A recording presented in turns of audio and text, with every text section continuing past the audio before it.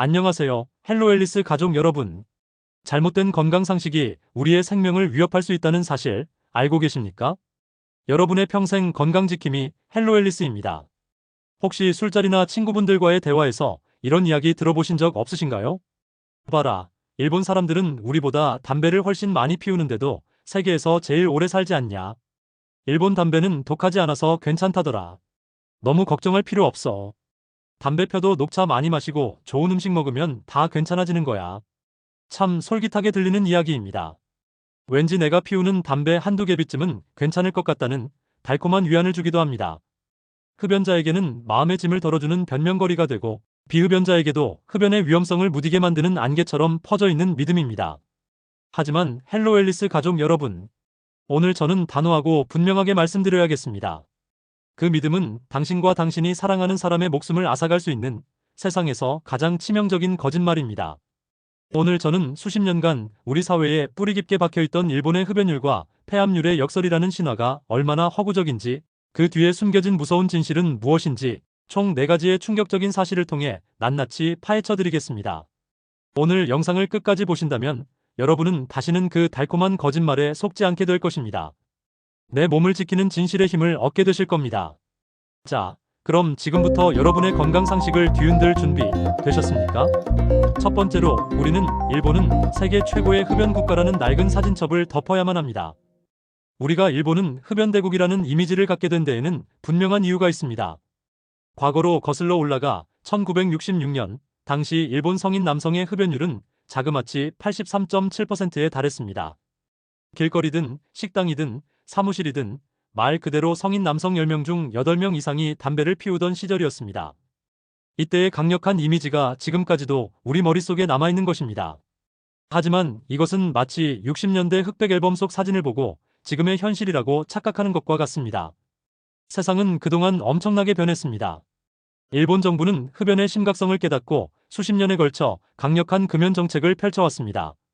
담뱃값 인상은 물론 공공장소에서의 흡연을 엄격히 규제하고 금연 클리닉을 대대적으로 지원했습니다. 그 결과는 어땠을까요? 세계보건기구 WHO와 OECD의 최근 통계에 따르면 2022년 기준 일본의 성인 전체 흡연율은 약 16.7%로 급격하게 떨어졌습니다.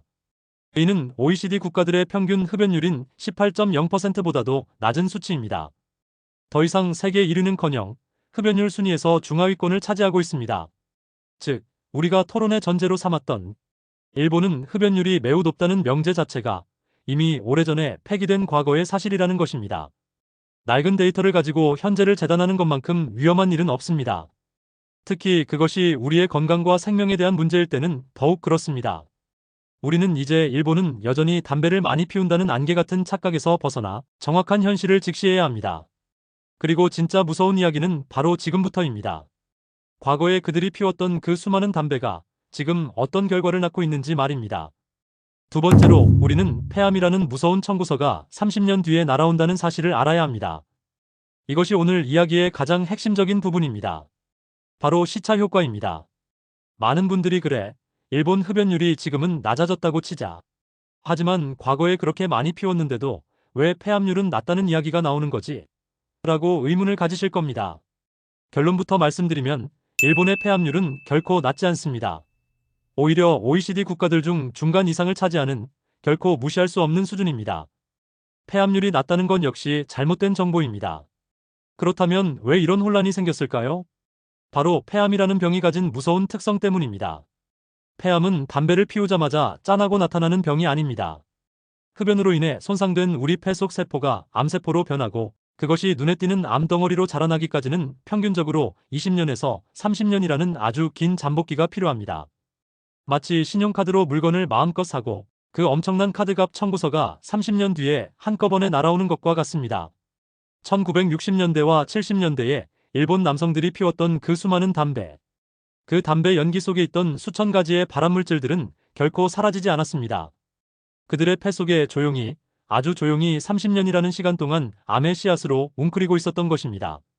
그리고 그 씨앗이 움트고 자라나 1990년대 후반부터 지금까지 일본의 폐암 발병률과 사망률을 폭발적으로 증가시키는 원인이 되고 있습니다. 지금 우리가 보고 있는 일본의 폐암 통계는 현재의 16.7%라는 흡연율이 만든 결과가 아닙니다. 바로 30년 전 80%가 넘는 흡연율이 만들어낸 비극적인 성적표인 셈입니다. 포도 농사를 지으면 3년 뒤에야 첫 수확을 할 수 있듯이 흡연이라는 죽음의 농사는 30년 뒤에 폐암이라는 재앙을 수확하게 되는 것입니다. 이것은 우리에게도 아주 중요한 경고를 던집니다. 지금 당장 담배를 피우고 있는데 아무 증상이 없다고 해서 나는 괜찮아라고 안심해서는 절대 안 됩니다. 그것은 괜찮은 것이 아니라 단지 30년 만기의 폐암 적금을 차곡차곡 붓고 있는 것과 같다는 사실을 명심해야 합니다. 청구서는 반드시 그리고 정확하게 날아오기 때문입니다. 세 번째로 우리는 담배의 독성을 약화시킨다는 달콤한 속임수들을 간파해야 합니다. 많은 분들이 일본 담배는 순해서 괜찮다거나 타르가 낮은 담배는 덜 해롭다는 믿음을 가지고 계십니다. 이것은 담배 회사가 만들어낸 가장 성공적인 마케팅 거짓말 중 하나입니다. 과거 담배의 유해성이 알려지기 시작하자 담배 회사들은 라이트, 마일드 같은 이름을 붙인 저타르, 저니코틴 담배를 출시했습니다. 왠지 건강을 조금이라도 생각하는 듯한 느낌을 주었죠. 하지만 우리 몸은 그렇게 간단하지 않습니다. 흡연자는 혈액 속에 일정 수준의 니코틴 농도를 유지하려는 강한 중독성을 가지고 있습니다.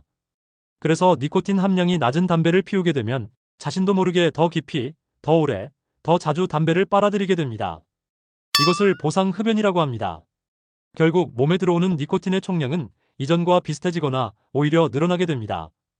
더 큰 문제는 담배 연기를 폐의 깊숙한 곳까지 빨아들이게 되면서 예전에는 드물었던 폐선암의 발병률이 급격하게 증가했다는 사실입니다. 굵은 기관지에 주로 생기던 암이 폐의 가장 가늘고 깊은 부분에까지 생기게 된 것입니다. 또한 일본 사람들은 녹차를 많이 마셔서 괜찮다는 주장도 마찬가지입니다. 물론 녹차의 카테킨 성분이 항산화 효과가 있고 암 예방에 일부 도움이 된다는 연구 결과들이 있습니다. 하지만 이것은 마치 태풍이 몰아치는데 작은 우산 하나를 들고 서 있는 것과 같습니다.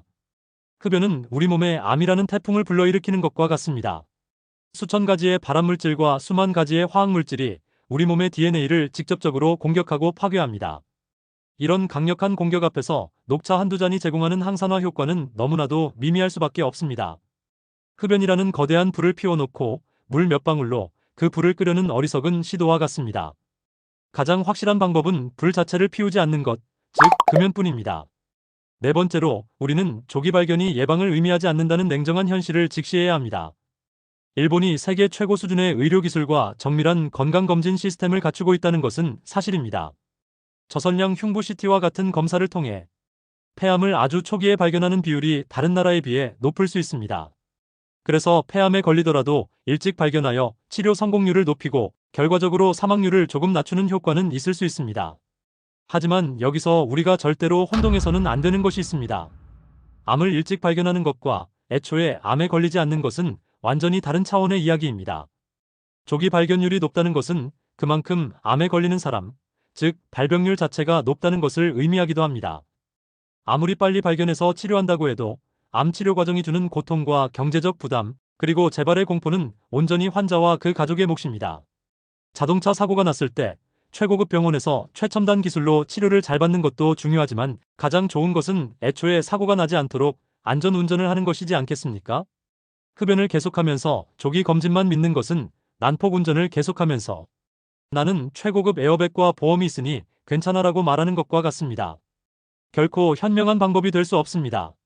가장 완벽한 폐암 치료는 단 한 개비의 담배도 피우지 않음으로써 폐암을 예방하는 것입니다. 자, 오늘 함께 나눈 4가지 진실을 다시 한번 정리해 보겠습니다. 첫째, 일본은 흡연율 1위라는 말은 낡은 과거의 이야기일 뿐 현재 일본의 흡연율은 계속 감소하여 OECD 평균보다도 낮습니다. 둘째, 현재 일본의 높은 폐암률은 지금의 흡연율 때문이 아니라 30년 전 80%가 넘었던 끔찍한 흡연율이 시차 효과를 두고 나타난 비극적 결과입니다. 셋째, 저타르 담배나 녹차 같은 건강 습관이 흡연의 치명적인 위험을 결코 상쇄시켜줄 수 없다는 사실을 명심해야 합니다. 넷째, 아무리 의료기술이 발달해도 조기 발견이 예방을 대신할 수는 없습니다. 사랑하는 헬로앨리스 가족 여러분, 이제 일본인은 담배를 펴도 괜찮다는 말이 얼마나 위험하고 근거 없는 거짓말인지 확실히 아시겠죠? 더 이상 이런 달콤한 속삭임에 우리 자신과 가족의 건강을 맡겨서는 안 됩니다. 오늘 영상이 잘못된 상식을 바로잡는 데 도움이 되셨다면 좋아요를 한번 꾹 눌러주십시오. 그리고 혹시 주변에 아직도 이런 오해를 하고 있는 친구나 가족이 있다면 이 영상을 꼭 공유해서 진실을 알려주시기 바랍니다. 여러분의 작은 공유 하나가 소중한 생명을 살리는 나비 효과를 일으킬 수 있습니다. 또한 금연을 결심하셨거나 금연에 성공하신 분들이 계시다면 그 용기 있는 경험과 노하우를 아래 댓글로 남겨주세요. 서로가 서로에게 힘이 되어주는 따뜻한 공간이 되기를 바랍니다. 저는 앞으로도 우리 헬로앨리스 가족들의 건강을 지키기 위해 오직 진실만을 전하는 등대지기가 되겠습니다. 부디 연기 없는 맑은 숨으로 건강한 하루하루 보내시기를 진심으로 기원합니다. 지금까지 여러분의 평생 건강 동반자 헬로앨리스였습니다. 감사합니다.